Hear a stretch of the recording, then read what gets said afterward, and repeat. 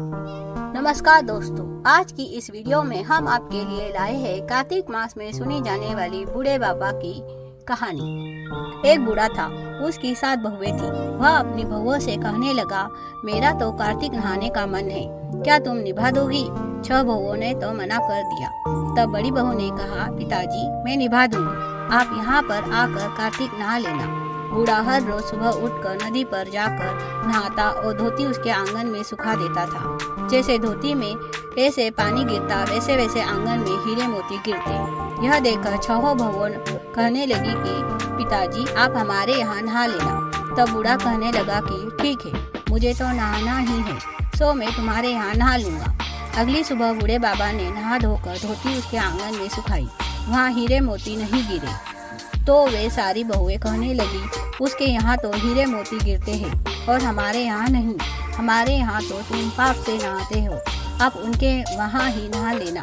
अब बूढ़ा बाबा बड़ी बहू के यहाँ नहाने लग गया। रोज सुबह धोती सुखाता तो हीरे मोती गिरते। इस प्रकार कार्तिक महीना समाप्त होने को हुआ तो उसे चिंता होने लगी। बड़ी बहू ने पूछा, पिताजी अब किस बात की चिंता है? तब बूढ़ा बाबा कहता, बहू मेरा कार्तिक महीना समाप्त होने को आया और मेरा मन करता है कि मैं एक दिन सब परिवार वालों को खाने पर बुलाऊं।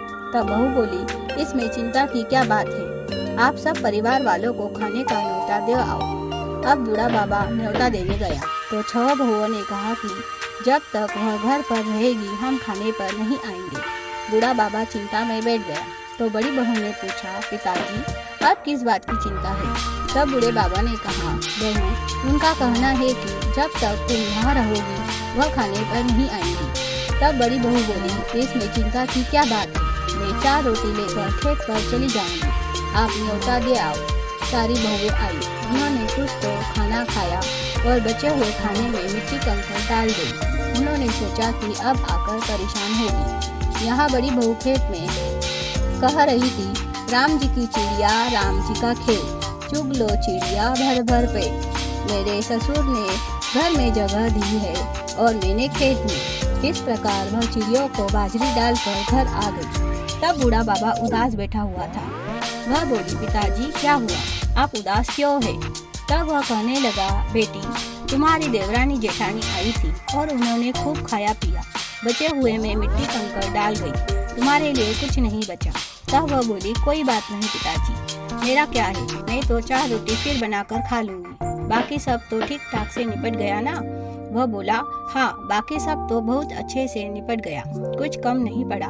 बहू अंदर गई तो जाकर देखती है कि जिस खाने में वह मिट्टी कंकड़ डाल गई थी उनमें हीरे मोती बिखरे पड़े हैं और घर महल हो गया है। सारा घर धन दौलत से भर गया है, अन्न के भंडार भर गए हैं। तब उसने ससुर से कहा, पिताजी आप तो कह रहे थे कि तुम्हारे लिए तो कुछ नहीं है, मेरा घर तो हीरे मोतियों से भर गया है, जहाँ देखो वहाँ धन दौलत की वर्षा हो रही है, अन्न के भंडार भरे हुए हैं, घर महल बन गया है।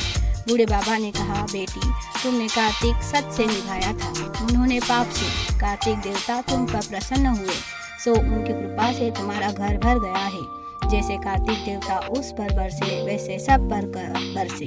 कहानी कहने वाले पर, सुनने वाले पर, हुंकारा भरने वाले पर, सब पर बरसे।